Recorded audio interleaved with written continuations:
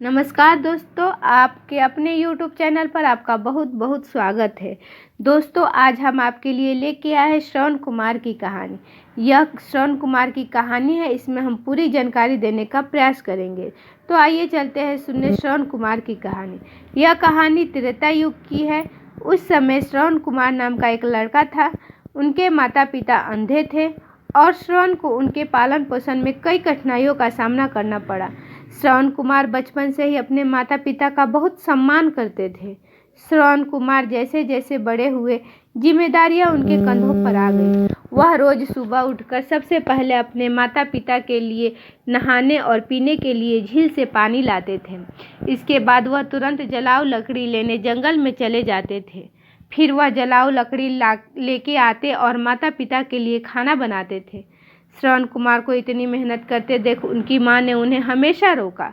वह कहती थी, श्रवण बेटा, तुम यह सब अकेले क्यों कर रहे हो? इसके बजाय तुम्हें थोड़ा आराम करना चाहिए। अपनी माँ की ये बातें सुनकर श्रवण कुमार कहते हैं, मैं यह सब करके बहुत खुश होता हूँ। श्रवण की ये बातें सुनकर माँ बहुत खुश होती थी। वह हर दिन भगवान से प्रार्थना करती थी, हे भगवान, हर माता पिता के लिए श्रवण कुमार जैसा देखभाल करने वाला पुत्र पैदा हो। श्रवण कुमार के माता पिता नियमित रूप से भगवान का पूजा करते थे। वह उनके लिए फल और अन्य धार्मिक सामान लाते थे। बिना देर किए वह सब अपने माता पिता के साथ पूजा में शामिल होते थे। श्रवण कुमार धीरे धीरे बड़े हुए और घर के कामों को पूरा करके काम पर चले जाते थे। एक दिन श्रवण कुमार जब अपने माता पिता के साथ बैठे थे, उनकी माता ने श्रवण कुमार से कहा, बेटा, तुमने हमारी सभी इच्छाएं पूर्ण की है। अब हमारी एक और इच्छा है जिसे पूर्ण करनी है। यह सुनकर श्रवण कुमार ने उनसे पूछा, कौन सी इच्छा बची है जिसे आप पूरा करना चाहते हैं? मैं आपके सभी इच्छाओं को पूर्ण करूँगा। इस पर श्रवण कुमार के पिता ने कहा, बेटा, अब हम बूढ़े हो चुके हैं और मरने से पहले तीर्थ यात्रा करना चाहते हैं। अपने माता पिता की बात सुनकर श्रवण कुमार सोचने लगे कि उनकी इच्छा कैसे पूरी की जाए। तब श्रवण को एक विचार आया। वह तुरंत बाहर गए और वहां से 2 बड़ी टोकरियां ले आए। लकड़ी के एक मजबूत टुकड़े से मोटी रस्सी से 2 टोकरियां बांधकर वह कांवड़ बनाया और श्रवण ने अपने माता पिता को उस कांवड़ पर बिठाया। इसके बाद उन्होंने कंधे पर कांवड़ लेकर तीर्थ यात्रा की। लगातार कुछ दिनों तक वह अपने माता पिता को एक एक करके सभी पवित्र स्थानों पर ले जाने लगे। इसी बीच श्रवण कुमार अपने माता पिता को उन जगहों के बारे में बताते थे, क्योंकि वह उस दृश्य को अपनी आंखों से नहीं देख सकते थे। बच्चे की मेहनत देख उनके माता पिता बहुत खुश हुए। उन्होंने एक दिन श्रवण कुमार से कहा, बेटा, हम इसे नहीं देखते हैं, लेकिन हम इसके लिए कभी खेद नहीं हुआ।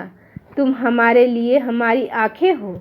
जिस तरह से तुम सभी पवित्र स्थानों की कहानियाँ बताते हो, हमें ऐसा लगता है कि हम प्रभु को अपना आँखों से देखते हैं। माता पिता की बात सुनकर श्रवण कुमार ने कहा, ऐसा मत कहो माता, पिता कभी बच्चों पर बोझ नहीं होते, यही बच्चों का धर्म है। एक दिन श्रवण कुमार अपने माता पिता के साथ अयोध्या में विश्राम के लिए रुके। तब माँ ने अपनी पानी पीने की इच्छा जताई। श्रवण कुमार के पास में एक नदी देखी। उसने माता पिता से कहा, आप लोग यहाँ आराम करो, मैं पानी लेकर आता हूँ। नदी के पास आकर श्रवण कुमार पानी भरने लगे। अयोध्या के राजा दशरथ भी शिकार के लिए इस जंगल में आए थे।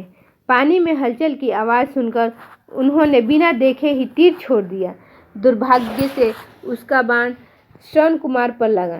तीर लगते ही वह चिल्लाए। इसके बाद जब राजा दशरथ अपने शिकार को देखने गए तो श्रवण कुमार थे। वह तुरंत श्रवण कुमार के पास पहुँचे और कहा, मैंने बहुत बड़ी गलती की है, मुझे खेद है। मुझे नहीं पता था कि यहाँ एक आदमी होगा। इस गलती के लिए मुझे माफ़ कर दो। तब श्रवण ने कहा, मेरे माता पिता यहाँ से थोड़ी दूरी पर जंगल में बैठे हैं। वे बहुत ही प्यासे हैं। आप उन्हें यह पानी पिला देना और उन्हें मेरे बारे में कुछ नहीं बताना। इतना कहकर श्रवण कुमार की मृत्यु हो गई। श्रवण कुमार मृत्यु से राजा दशरथ को बहुत खेद हुआ। वह किसी तरह उनके माता पिता के पास पानी लेकर पहुँचे, जैसे कि श्रवण कुमार ने बताए थे। श्रवण कुमार के माता पिता अपने बेटे की आवाज़ अच्छी तरह से पहचानते थे। जब राजा दशरथ उनके पास पहुँचे तो उन्होंने आश्चर्य से पूछा, आप कौन हैं और हमारे श्रवण को क्या हुआ है? राजा दशरथ उनके प्रश्नों का उत्तर नहीं दे सके। तब श्रवण की माँ ने चिंतित स्वर में कहा, तुम मुझे क्यों नहीं बताते कि तुम कौन हो और मेरा बेटा कहाँ है?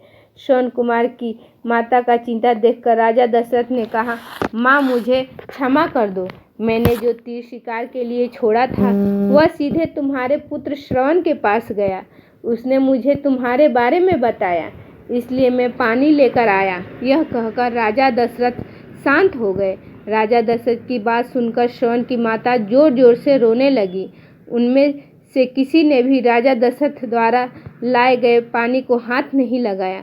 अपने पुत्र की मृत्यु का शोक मनाने के लिए जल को उन्होंने छुआ तक नहीं। तब श्रवण के पिता ने राजा दशरथ को श्राप दिया कि छोड़ना पड़ेगा, जल्द ही पुत्र का साथ उन्हें भी अपने पुत्र का साथ छोड़ना पड़ेगा। जल्द ही श्रवण के माता पिता की भी मृत्यु हो गई।